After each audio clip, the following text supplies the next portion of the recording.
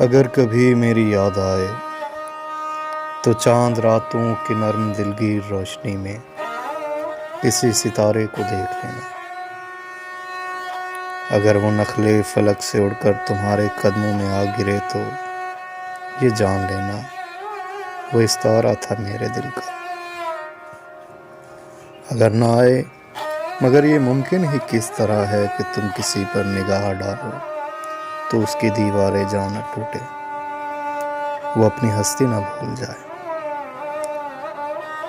अगर कभी मेरी याद आए गुरेज करती हवा की लहरों पे हाथ रखना, मैं खुशबुओं में तुम्हें मिलूंगा।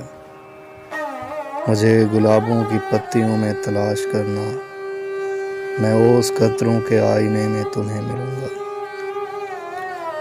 अगर सितारों में ओस कतरों में खुशबुओं में न मुझको पाओ तो अपने कदमों में देख लेना, मैं गर्द होती मसाफ़तों में तुम्हें मिलूंगा। कहीं पे रोशन चिराग देखो तो जान लेना कि हर पतंगे के साथ मैं भी बिखर चुका। तुम अपने हाथों से इन पतंगों की खाक दरिया में डाल देना, मैं खाक बनकर समंदरों में सफ़र करूँगा। किसी न देखे हुए जजीरे पे रुक के तुमको सदाएं दूंगा। समंदरों के सफ़र पे निकलो तो उस जजीरे पे भी उतरना।